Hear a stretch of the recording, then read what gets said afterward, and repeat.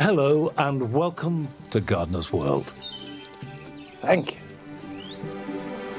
With spring just around the corner, every gardener knows the excitement of making plans for the year ahead. Ned, stop dancing. Good boy. Good.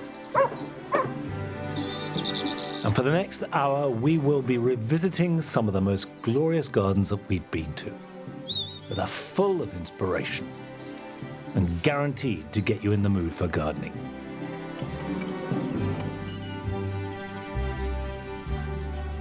Now, coming up on today's programme. Adam is in Dublin with an exclusive backstage pass to the garden of U2 bass guitarist Adam Clayton. If you look back at your life and I suppose in some sense the madness of it, this is an incredible antidote to that. I feel I'm lucky because it was all instinctive. I didn't know what this would mean to me. I didn't know that this would be a place that would draw me back and give me such kind of peace. We visit a garden in Somerset that's full of quirky structures, all made from salvage wood.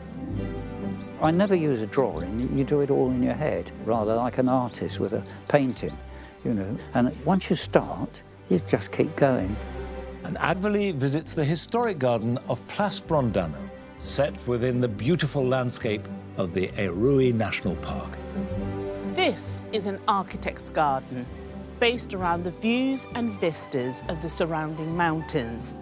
And when you're surrounded by such an incredible landscape, the results are breathtaking.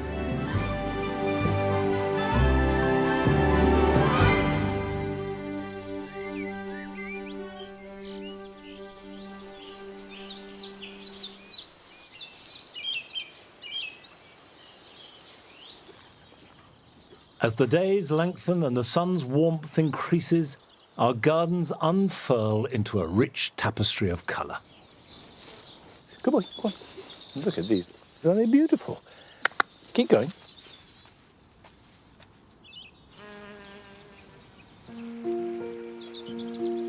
And last March, Adam travelled to Dublin to visit a garden owned by rock royalty.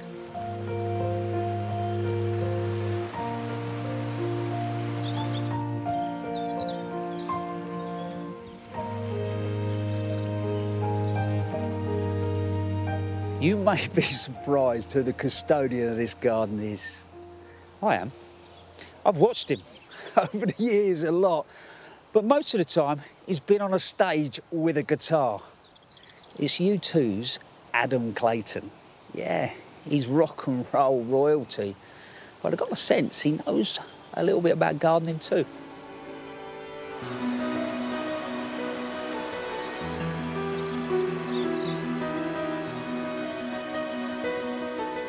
I walked in and instantly got goosebumps. You have created something here that is magical. Well, I think this is an adolescent garden in reality. You know, I've put 30 years into planting and shaping it, and it's, you know, I can just see what it's going to be. I might not be around for it, but I can see where it's headed. Take you right back to the beginning. How did this all start? Well, the very beginning was, for me, I went to a boarding school at the age of 13, which is literally over the other field there. And I used to kind of look over the wall and come in here, and, you know, the early days of smoking cigarettes and having a drink. I'd come in here and there was this lovely little river that ran through it. Anyway, fast forward to, we're looking for somewhere to record the Joshua Tree, and our management picked this house, and I'm going, oh my goodness, this is like one step over from my boarding school. How weird to come back here. So we recorded the album here, and at the end of the recording, the owner said, look, if any of the band want to buy the house, you know, I'd be up to taking the cost of the rental off the house. Right. And I thought, oh, there's a bit of a deal there. And I didn't really know what I had, but I knew that whatever happened after the Joshua Tree, I did not want to be walking out my front door into a street. Yeah, because interesting, because I mean, that album, it was the bit that brought U2 to the world, wasn't it? We had an inkling. Yeah. You know, we'd been around for a little bit, we'd done a few records, so we had an idea that we were onto something. Yeah. But I don't think we knew how it was going to change our lives. So you've done that, You're 28 years old, was I right? 27, 28, yeah. Bought the house. Had you gardened before? I had a very, very sketchy knowledge of gardening. The only thing I knew about it was that I found solace outside, and I knew the mountain here. There's a mountain up the back here, and I used to go up that mountain with my teenage depression and look down over the city.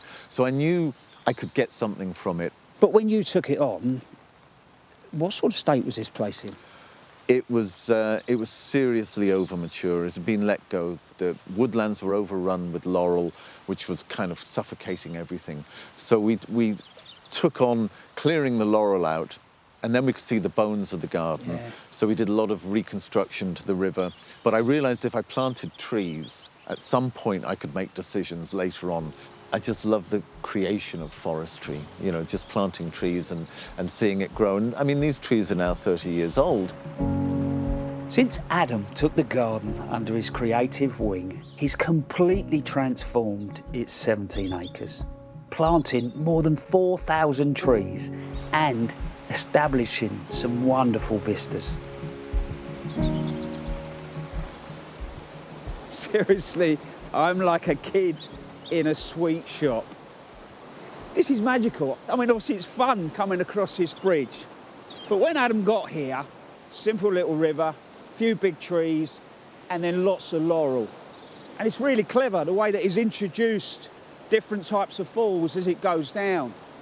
It feels like the heartbeat to the garden. There's a rhythm. But the trees that he's added look so natural. It still looks like it's been here forever. There's tree ferns just through. It literally feels like another world.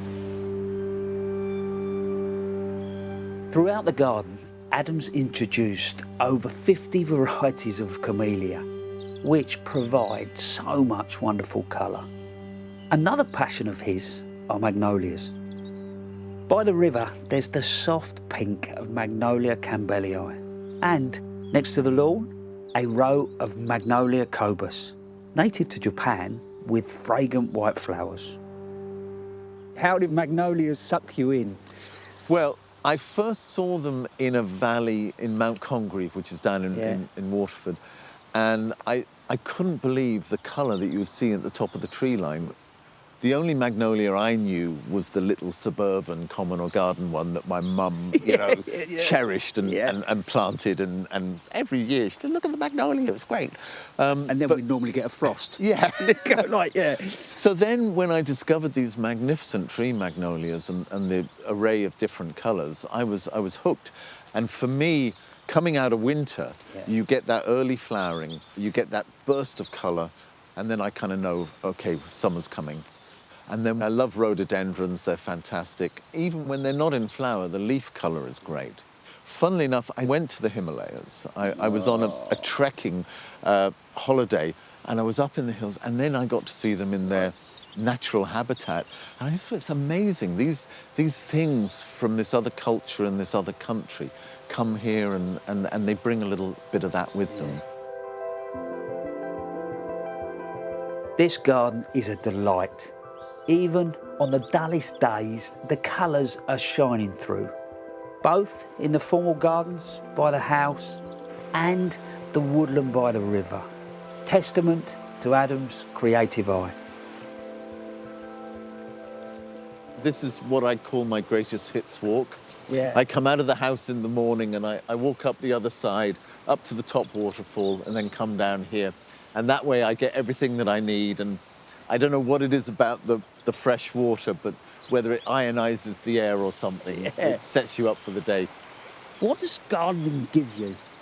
Well, it takes my mind out of myself. You know, I start to see the colours, I start to see the form, I start to note the time of year, and I just go into a different world.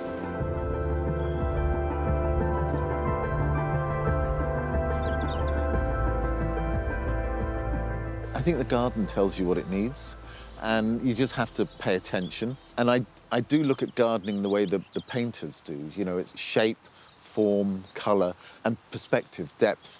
So I just bring all those things to it, and I just let the garden lead me. If you look back at your life and I suppose in some sense, the madness of it. This is an incredible antidote to that.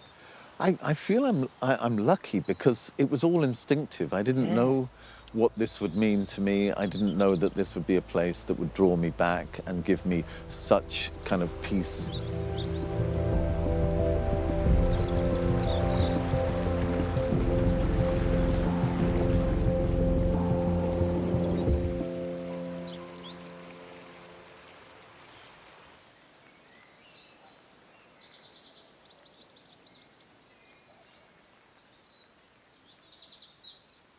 The garden in spring sees the welcome return of old friends, but it also brings plenty of new arrivals too. At this time of year, there are seedlings everywhere. Some of them are a delight, some of them you didn't know you had, they come from other parts of the garden. Some of them are in the wrong place. For example, have a look at this. That there is a purple hazel, and that's just appeared in the last day. Now, I suspect that's a hazelnut from the trees in the Jewel Garden that has been put there by a squirrel or a jay and buried and has popped up. Now, I don't want that there because, much as I like purple hazels, I don't want a socking great hazel tree in the path. So that can come up.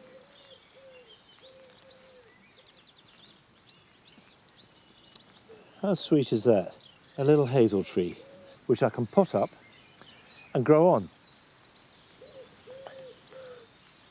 Now here you can see the fluffy foliage of fennel. But I like fennel, and I like the way it grows randomly. And that's really one of the joys of seedlings in fairly loose, informal planting like this. Let them be, let them happen and enjoy them. So for example, over there, on the path, in amongst the bricks, we've got some cowslips growing. Now I think they look great.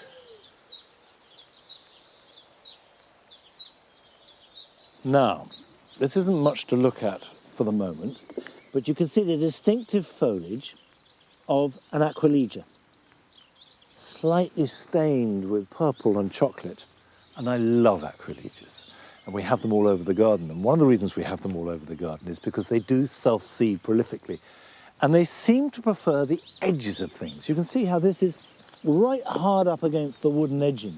And not only do they self-seed prolifically, but they hybridize all the time. So sometimes you get wonderful variations.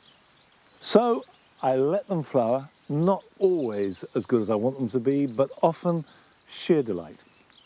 But there's no reason why you couldn't move it. If you've got a seedling like this in your garden, just carefully lift it up and reposition it where you want it. And in fact, although I'm going to leave this, that's exactly what I'm going to do with another seedling that I've got over there.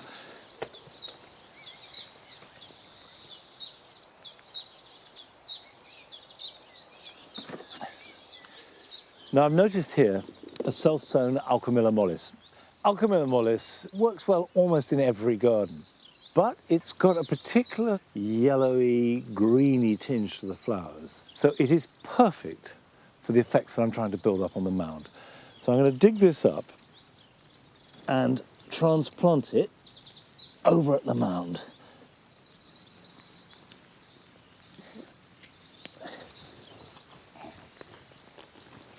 The soil is still very wet and claggy. And the beauty of Alchemilla is that it will grow in shade, it'll grow in sun, it'll grow in sand, it'll grow in clay, it'll grow in chalk. It's a really accommodating plant. So we'll pop that in there, and that will go to the mound, and that will be potted up. Now, we're going to Somerset, to a garden near Taunton. It belongs to Nigel Palfrey. And he's created it over the last 50 years into something that is distinctly unique.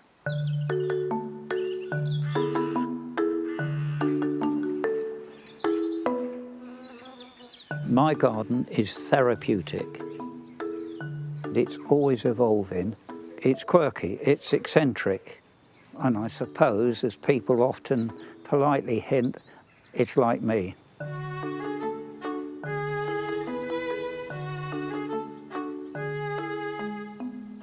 My style of planting is informal, casual.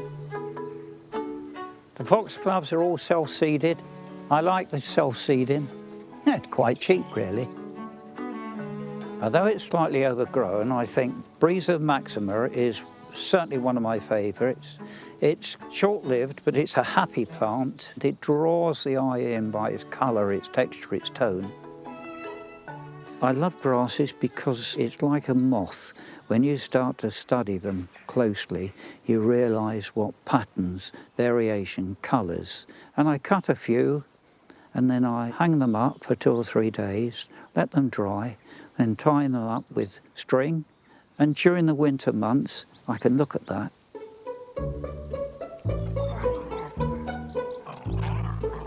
Some areas are quite controlled. There's a lot of little vistas, a lot of little garden rooms. That's part of it. That's what it makes it so interesting. Occasionally I come along and pull something up, but invariably it can get on with it. I made the gate about 25 years ago. Now this is standing dead sweet chestnut, and it's got a little hole here so the hedgehogs can come through, and it's dog-proof. And then you've got the cotoneaster growing over that, lovely. Come on, Ruru, come in. Yeah.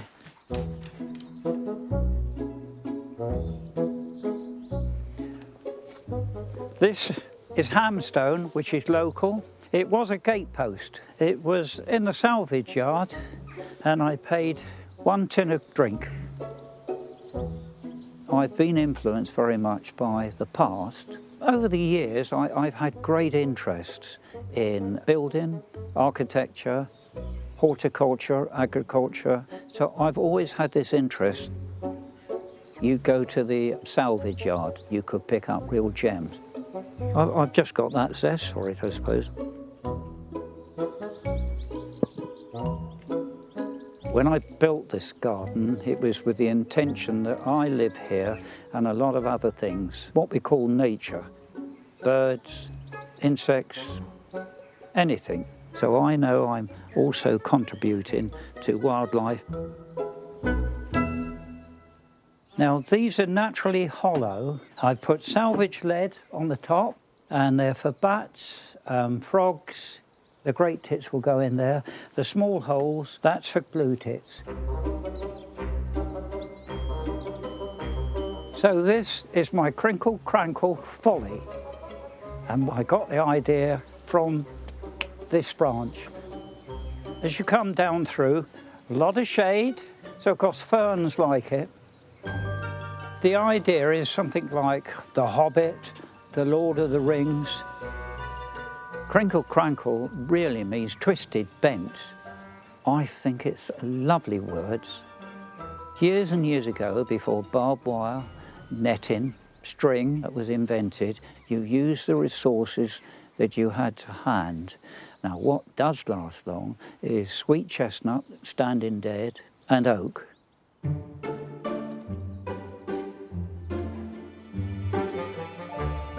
You cannot just go into a wood and take anything. You should ask permission. Quite often people will say, yes, you can have it, you're welcome to it.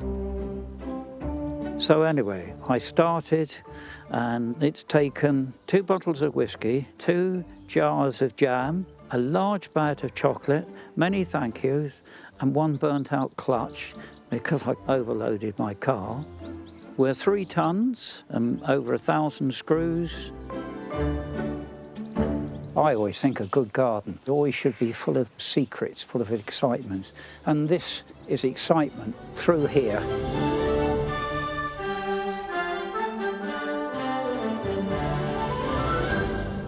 I'm not really sure what you would call this room. We have tea in here sometimes. In the summertime, it's lovely, especially when it's hot. The birds rather like it in the wintertime. And of course there's a robin up here now, which proves that I'm not the only one that likes it. I never use a drawing, you do it all in your head, rather like an artist with a painting. You know, usually you've got an idea, but it's in the subconscious. And once you start, you just keep going. A number of people come in and they all leave smiling. So I know that it makes people happy and I get great pleasure out of that.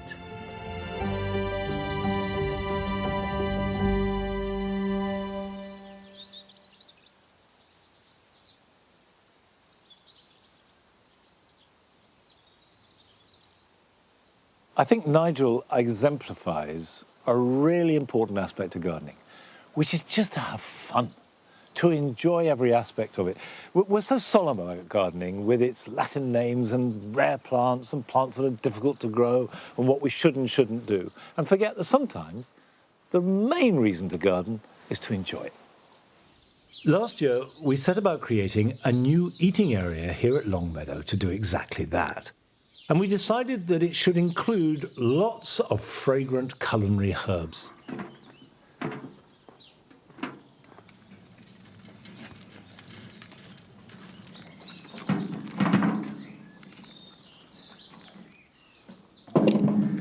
We used to have here a small paved area in the middle, surrounded by box hedges, but they were much wider than they were high. And I like them very much, but they suffered terribly from box blight. Now, because this is going to be where we eat, I'm going to plant a pot of very basic Mediterranean herbs. Now, I'm going to start with rosemary. And this is an upright variety called Miss Jessop's Upright, which is great for a pot because it leaves room around it to grow other herbs. And I've got some sage. Now, this is Salvia officinalis. By the way, if you're growing salvia for cooking, much better to have sage that's green. Green sage is better for the kitchen than purple sage. And finally, we have thyme. Now, this is actually lemon thyme, but ordinary thyme is as good as anything else. All three share the same growing conditions. They are Mediterranean herbs, and they like really good drainage and critically poor soil, and that's what you have to try and recreate. So we've got all this grit, and underneath it I've got a bag of peat-free compost, and I'm going to mix them up. The ideal mix is 50% horticultural grit, 50% peat-free compost.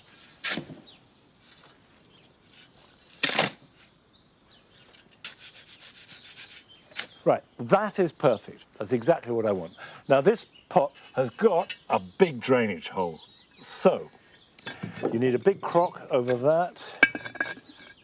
We need to make sure that our very free draining mix doesn't fall through the bottom. So we'll put some compost in.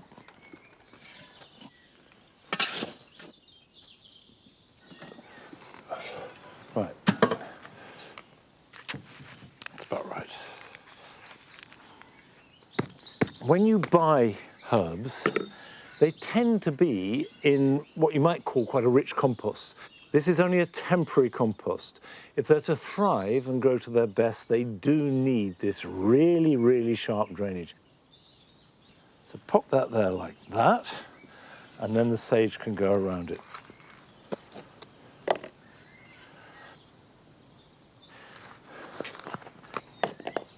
And my plan is to have the herbs to hand. If you just want to add a few fresh herbs to your meal, there's nothing like it. So finally, we'll add the thyme. Now, thyme is the one that likes shade least.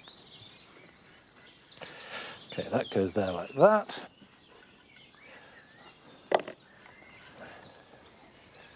So that's it. That's really simple. So all I need to do now is just top that up.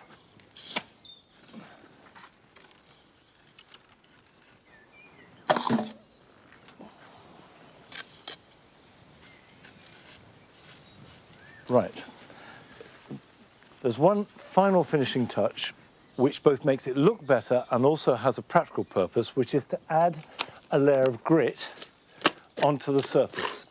And the reason why it's practical is because when it rains or you water it, the compost will splash up and go on the leaves, and this will keep it clean. So just fill in the gaps. And as for watering, I would say a light watering weekly. And the water should run out the bottom. And if you're putting them on a hard surface, put them up on chocks. And this means that we have fresh, delicious Mediterranean herbs where we're going to eat, and it looks good too.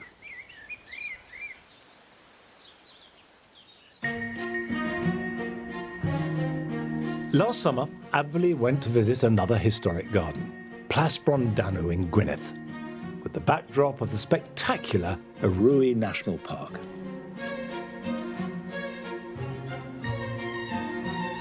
This is an architect's garden based around the views and vistas of the surrounding mountains. And when you're surrounded by such an incredible landscape, the results are breathtaking.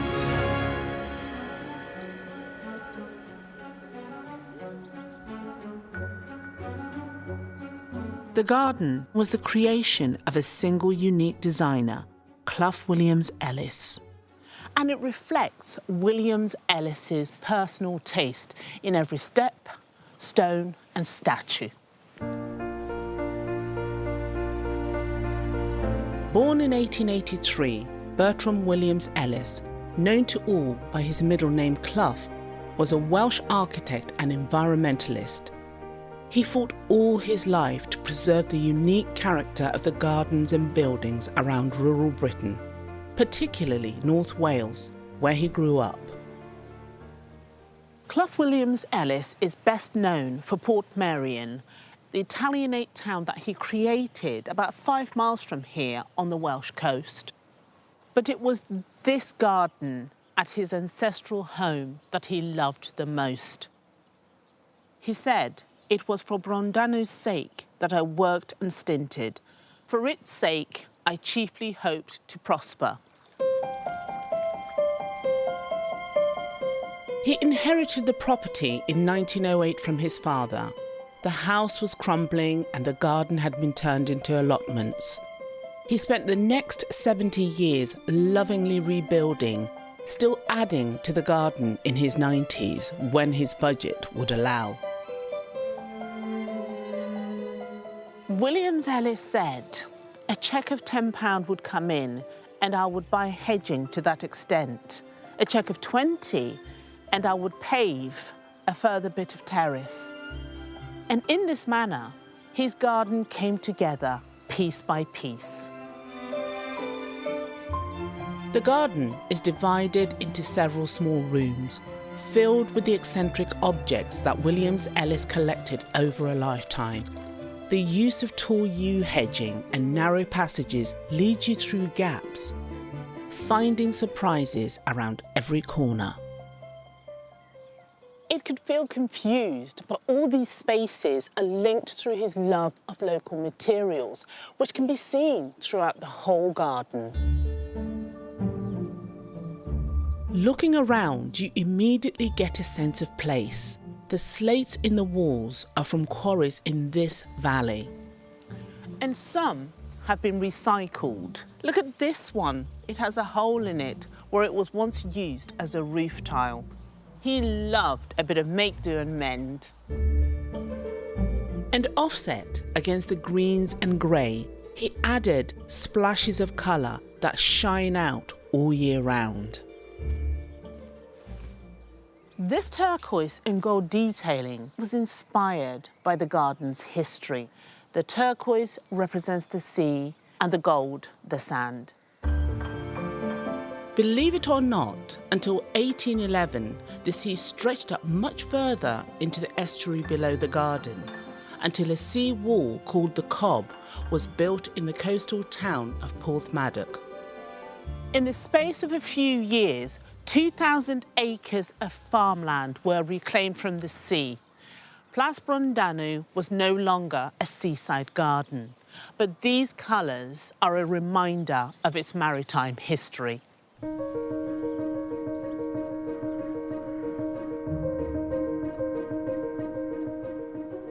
And through the gate, you can sometimes see the peak of Erwyddfa or Snowdon, because Williams-Ellis designed the garden around focal points like these, ensuring that each view acted like a picture frame. This framing technique was inspired by Williams-Ellis's love of Italian Renaissance gardens, which are full of avenues and vistas. Looking east to west, this long line of yews, gates and stone walls helps to frame the Moyle Hairbog mountain. This one here, an effect only slightly marred by the new trees growing outside the garden, which now block the view. But inside the garden, the views can be controlled. And at the end of every vista is an eye catcher. No matter which way you look, you're always pulled forward to explore further. Williams-Ellis was a magpie when it came to statues, and he frequently visited reclamation sales from country houses, mixing and matching whatever he could find. On one wall sits a classical trio of busts and statues. But turn a corner and you'll find a much more modern, baby-faced fireman with working hose. And some statues are complete fabrications. This bust of Caesar, for example, has a classical pillar, a plaque saying it came from Napoleon's estate. But actually, all three pieces were bought separately, glued together to create this marvellous piece of historical fiction.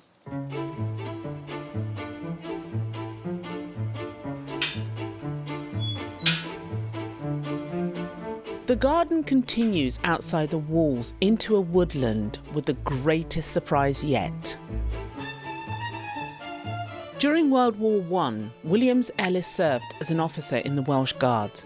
He married in 1915 and at the end of the war was offered a traditional silver serving plate as a wedding present from his fellow officers. But instead, he asked them to help him build a ruined castle on a nearby hillside, the final piece he needed for his garden. This is so typical of Clough Williams-Ellis's philosophy. The folly is made from local stone. What could be more romantic and personal than a collapsing castle? Also, it fits with the countryside, nestling into these mountains with a perfect view of the landscape he loved. Apparently, when Williams-Ellis asked for this folly instead of a silver platter, his commanding officer said, "It's an odd sort of present, I must say." But standing here with Wales at my feet, I know which one I would choose.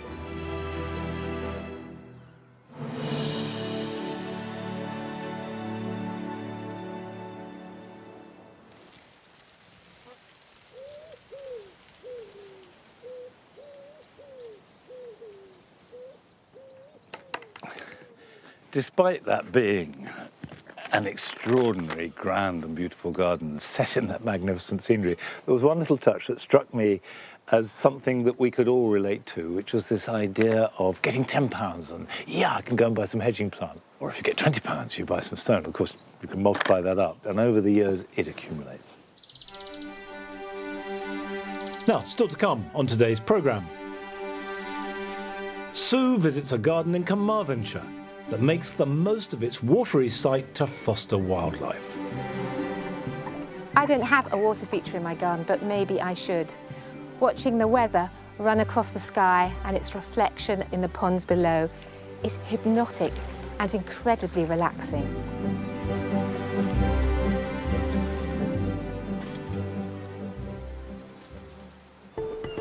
But first we're off to Cornwall to pay another visit to the extraordinary garden hang on. of Vicky Ward and Maxine Stringer. OK. The Lottie is the ultimate coastal garden retreat. Prepare yourself to be a little bit surprised.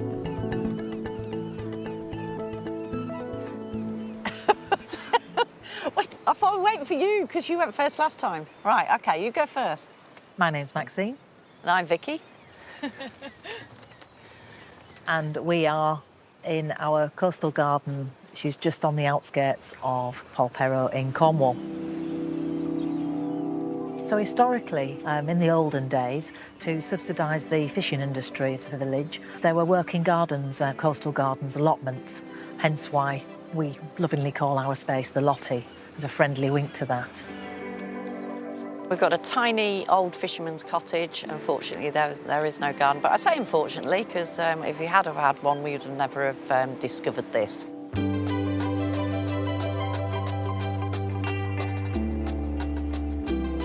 Our lives are incredibly busy, and it's great to have a piece of escapism. A lady who lives in the village has got an allotment next door, and she very kindly showed us up here, and we just loved it. It's accessed only from the coastal path down sort of quite a steep slope. There aren't any steps. Oh, nearly there. It opens up into a three-tiered space, hence why we have ladders and all sorts to get from A to B. And we didn't used to have ladders, did we? No, that's quite a luxury. This is the last tree we bring. Or is it? When we got to our allotment space, I mean, it was just incredibly difficult. You couldn't even get access down to it. Yeah, anything that'll hurt you was there. We decided fairly early on that it would be lovely to combine a space that we could enjoy, but equally it also be complementary to the vista and to the wider environment.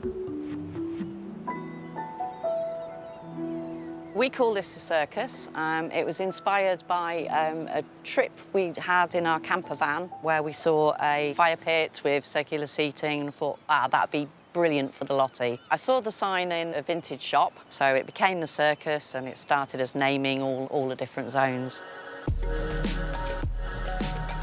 So the feel that we were looking for in this area is quite jungly, but equally I would like, the vision was to be quite nestled. This is St John's wort. The bees love it, and many of the other pollinators that we have here, and it actually acts as a natural windbreak. That hebe was planted probably, 6, 7 years ago, and it was tiny. I clearly hadn't appreciated quite how much it'd enjoy Lottie life. It's found its spot, shall we say. The aeoniums started off with just a very small plant, probably 2 plants, and it just went crazy. We never expected for them to like it so much. Tree ferns like it to be fairly moist, and up here, certainly in the summer months, it can be quite barren and quite dry. But thanks to Vicky's research, she's got some magic food that she puts on it. We actually used alpaca poo. It comes in liquid form, thankfully, through the post. We're not bringing alpacas up here. No, not yet. You never know. And it's gone off like topsy though, hasn't it? Yeah. One of the areas down here is particularly challenging because you've got sun all day. It's very drying. There's been a lot of trial and error with what works down here. And I found that the best thing that works is wildflower seeds. I'm not sure it works for Maxine because she always goes to me, did you want it to look like that?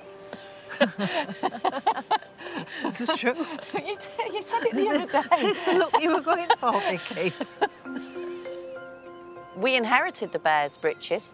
It's taken quite something to actually have something other than the bear's breeches. We've planted verbena, and there's a bottle brush. Getting here from the house varies really, depending on what one is choosing to bring up. So, for example, if you're just bringing up a few bedding plants, that will take probably 20 minutes. But if you're carrying a shed, 10 hours. That did happen. It did happen. In the olden days, they used to bring things up and down on donkeys, so that would have been helpful. Can we get a donkey? Let's give it some thought.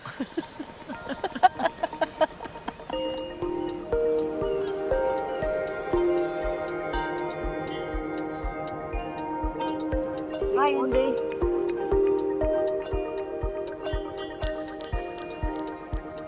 We're in the Zen garden, and this area really is all about that opportunity to exhale. But it is very exposed. It gets dry very quickly, And also, if it's cold or it's really windy, things get damaged. We did have 2 echiums that were in here, and unfortunately, they just didn't work through the winter. So we've recently put succulents in, because succulents really work in here. The other plant that I particularly like to have dry boots would be the mallow. That's really running on and on. This is the Zen Den. When you've got a vision of something, it's all about getting there. So that's what motivates me. Because I remember the day we finished this, we were just so euphoric. Absolutely elated. It works really well as a water collector. So we utilise the bamboo here, so it comes off the roof and then flows into this old 50-gallon galvanised tank here. This area makes me feel as though it's OK to put your clippers down and sit down and relax and enjoy. And you feel like you're somewhere else. Yeah, it's OK.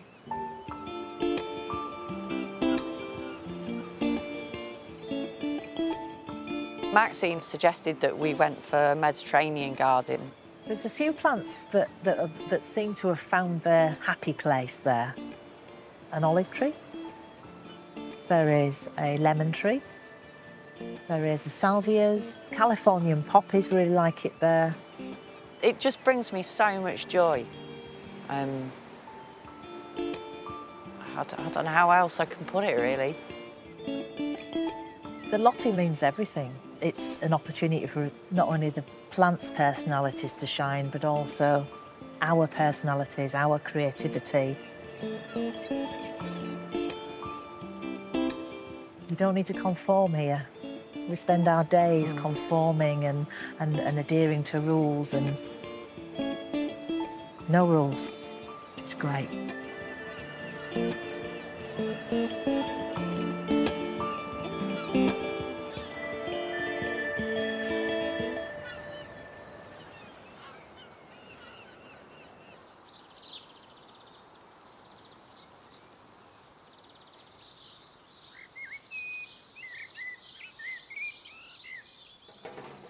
Now, this area here is a new eating area, and it gets the evening light beautifully. Now, I've made pots of herbs, and we've got mint, we've got rosemary and sage and thyme, but these 2 little beds need planting up. And the soil is terrible. It's very thin topsoil, and then packed gravel, and underneath that are cobbles and stone. So rather than dig them out and improve the soil, I've got plants that will cope with those conditions and also relate to the herby feel. So I have 3 plants. I've got lavender, and this is a variety called Phenomenal, which I've chosen for its robustness and hardiness. I've got Artemisia. Now, this is a beautiful silvery colour. The leaves are rather feathery, and it can grow really quite big. But like the lavender, it can be clipped hard. And that's one of the things I want to do here, is clip them and get us a rolling, flowing shapes. The last of the trio is the Santolina, or cotton lavender. Again, you've got this glaucous grey, Mediterranean shrub, little yellow flowers, but also can be clipped into smaller round balls.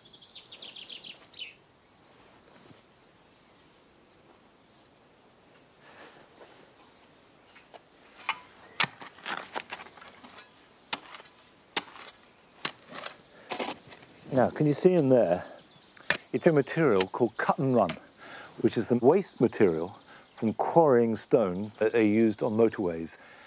And I bought about 5 or 6 lorry loads of it 30 years ago for paths and what have you here.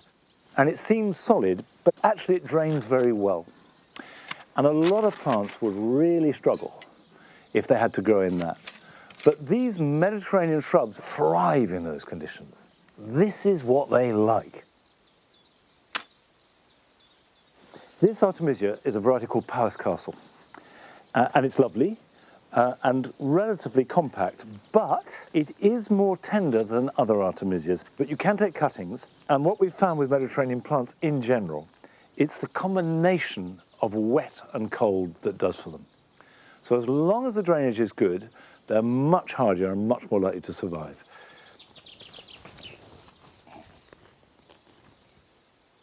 So the top of the compost, as it was in the pot, is slightly above soil level, just to ensure that it's not going to sit in the wet.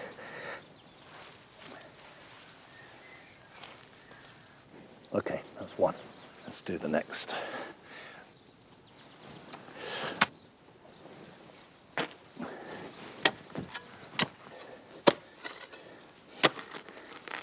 "30 years ago, when we laid this, little did I know that 30 years on I'd be hacking away at it, trying to dig it out to plant into.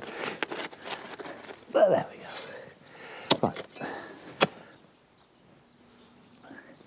So resist any temptation to add compost or goodness underneath the plant.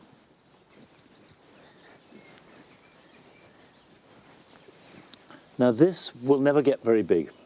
Santolina can make a ball something like that, I would say, but no bigger. So what I'll do is let it flower, and when it's finished flowering, cut it back.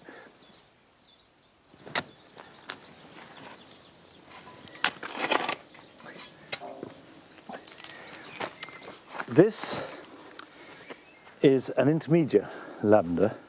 There's angustifolia, which is the more common type, but intermediate tends to sprawl a bit more.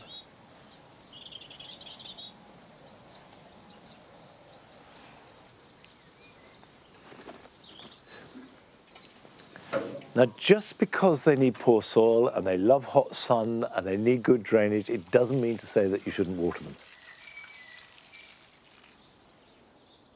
While I'm planting the rest of these, it's time to join Sue, who's travelled to Carmarthenshire to visit a garden attached to a house that is built on stilts.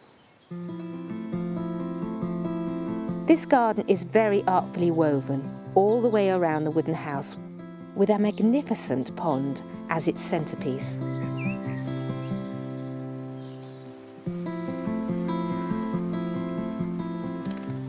What I love about this garden is there's lots of little vignettes like this one, framed by the big goat willow behind me, and then these huge hosta leaves contrasting with the opening fronds of the ferns. And then these delightful artistic bird feeders hanging from the trees.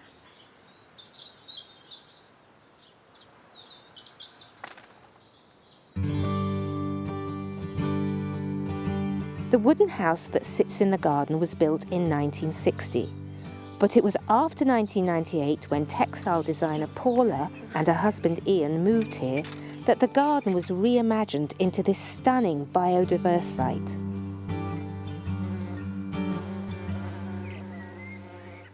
So this is a delightful garden you've created, and very unusual with this super large pond. Oh, thank you, Sue. It's lovely to have you here, to be able to share it with you. This is our favourite place to sit in the morning for coffee, just listening to the birds. It's a beautiful spot. And we can sit out here even in the winter because it's a lovely little sun trap. Cutched in. Do you manage it all yourself? No, I can't confess to have done it all on my own.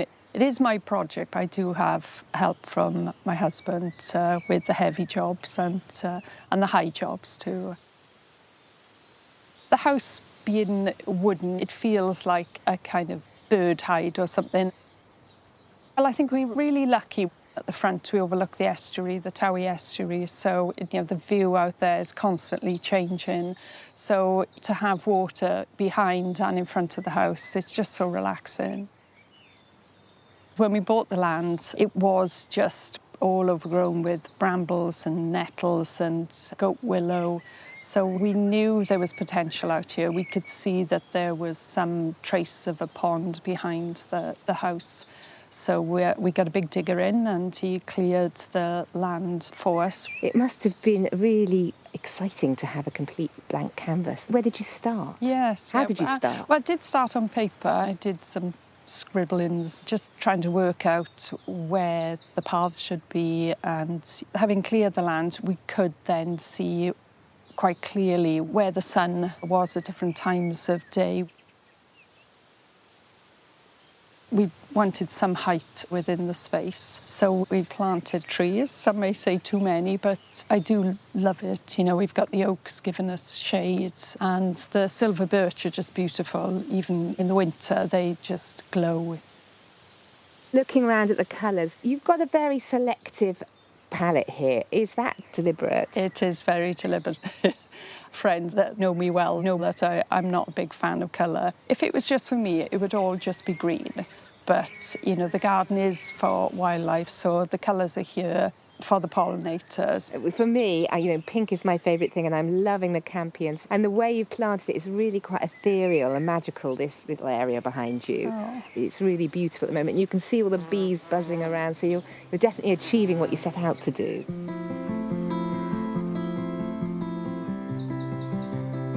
We do have a resident family of moorhen. Do they help with the slugs? I don't know if they eat the slugs. They eat everything else. I'm guessing it wasn't difficult to create a bog garden here. No, it is naturally boggy, and some of these plants are here already, like the iris pseudochorus. Others we've introduced, the Bistota officinalis, Candelabra primula. It just keeps on flowering. It just keeps on climbing up and up and up, and it really is a good giver. You know, we've just developed that use of the yellow. It really highlights some of the green around, doesn't it, and brings it to life. Yeah, absolutely, and they're a big hit with the bees too. I can see that.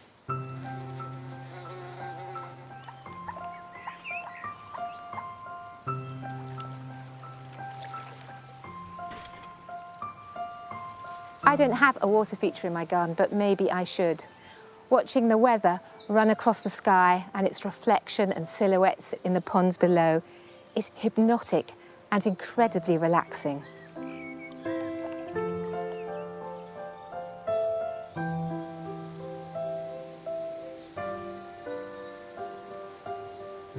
I'm in one of the many seating areas in the garden, which give you lots of different perspectives to enjoy the vistas.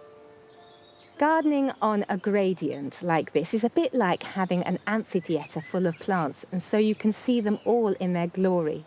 And viewed from the bottom, it's like one massive tapestry of colour and texture. But having big borders like that can be difficult to maintain on a slope. Paul has got round this by creating lots of hidden pathways, and each plant is allowed its own space, and it's got a heavy mulch, so you can get right up close and personal to be able to tend to the plant and maintain the garden. It's really accessible.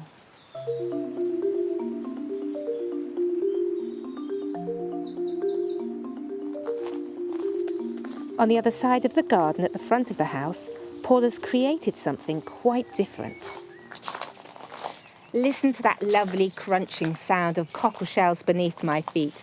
Paula's a woman after my own heart, as I have used these in my garden. It's a waste product of the Welsh cockle industry, and it really gives a lovely beachy feel to this whole area, which was inspired by Prospect Cottage by Derek Jarman in Dungeness, and it's one of my favourite gardens too.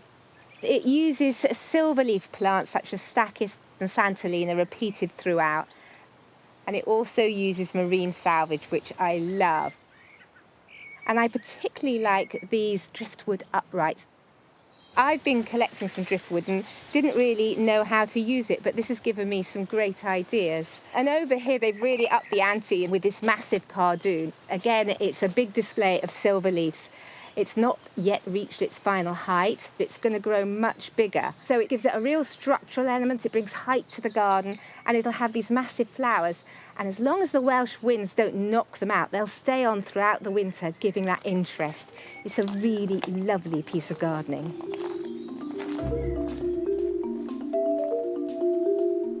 I've really enjoyed exploring this amazing garden. It blends beautifully with the surrounding green, watery estuary landscape. It's given me so much to think about for my own garden.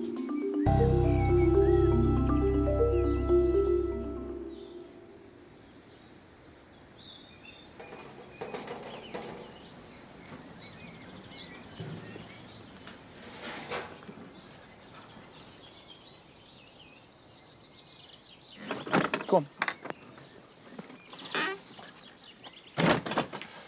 I was very taken by Paula's comment that she would have been happy with a garden that was entirely green.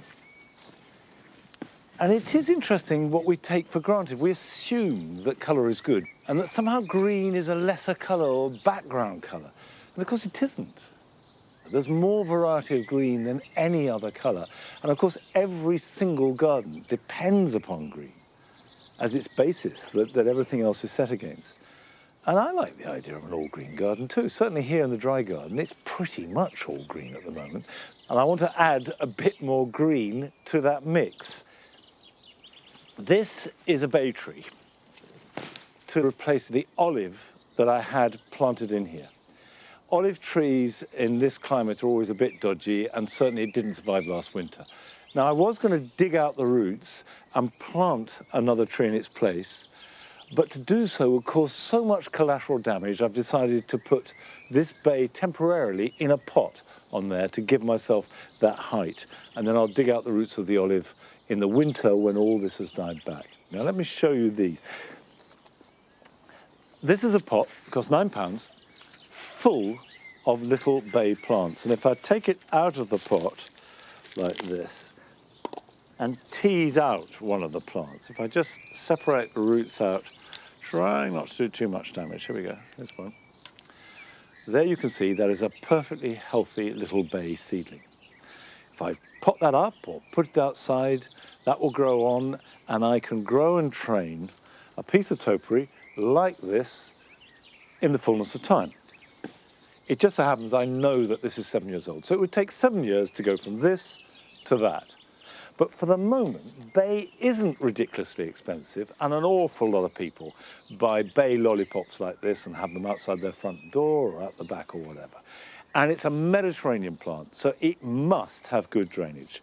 And that's why I'm going to put it in a pot, because if I put it in the ground, A, it's too wet for it here, and B, we've had lots of bay killed by extra hard frost. So, I've got this lovely pot, and I'm going to put this in a position before planting it up, because it's heavy. There we go.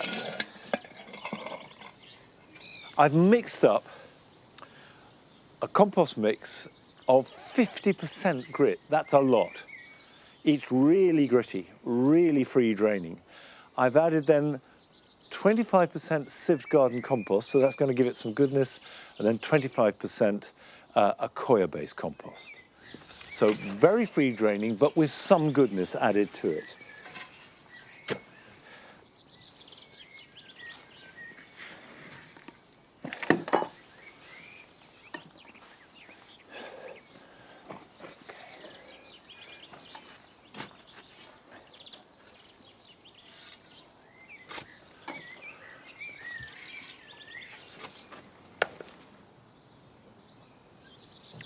Well, I think that looks good. And it adds another shade of green to the garden, and that's all good. However, we've still got spots of colour, particularly from the irises.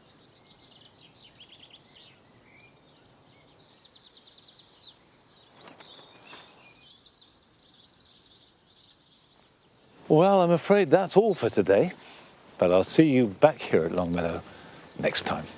Till then, bye-bye.